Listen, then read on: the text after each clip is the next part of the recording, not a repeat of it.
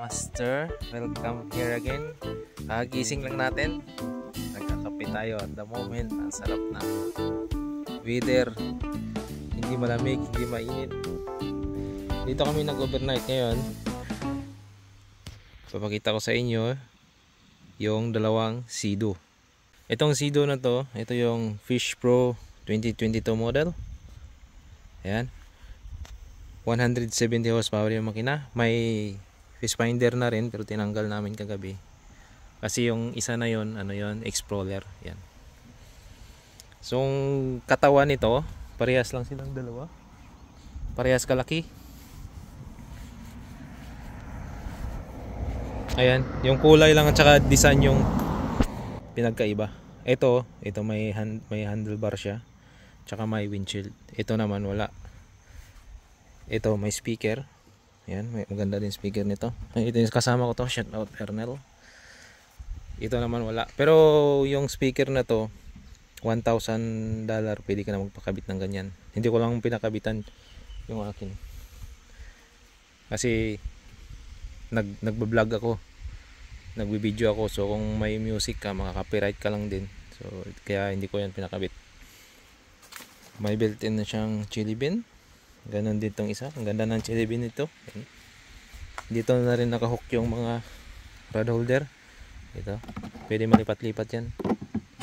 Kasi naka-design talaga siya pang fishing. Ayan. Nandito na rin yung sukatan. Ayan, may measurement. Nakita nyo? Ayan. Tsaka sandalan ng maghiwa ka ng pain. Pwede ka rin bumili ng knife holder tulad nito. Ito bili ko nito master, $180. Holder lang, di kasama yung kutsilyo. Ito yung GoPro holder natin, o kaya yung ilaw, kasi sa gabi may nilalagay akong ilaw dito para visible sa mga dumadaan. Alright, itong chili bin na to, pwede mo to malipat dito. Yan, adjustable siya, pwede mo mapalapit sa'yo. May baba mo lang to kung gusto mo nandun. Anchor natin. Ito yung mga pang ski, pwede yan makabitan dito. Ito yun, yung hawakan na hawakan para sa taong naglo-lock up. May talian dun sa likod, dito sa baba. Ayan, kita nyo to. Yan, dyan tinatali. Pero yung taong titingin sa'yo kasi nakatalikod siya, andito yung nilalagay. Parang may handlebar. Pwede mo bibilhan. Ngayon, titingnan natin yung makina. Ayan, tinanggal ko yung cover. Ayan, sit natin. Ito yung makina niya sa loob. Rotax 170 horsepower. Ito yung kanyang air cleaner. Siyempre, nandun sa likod, hindi na natin makita. May separation pa yan, master. Nandun yung ihi niya plus yung jet pump nasa ilalim. Yan yung battery. Yan yung kalaki yung battery niya. Ayan. Tapos ito yung kanyang coolant. Ito yung kanyang oil stick. Yan.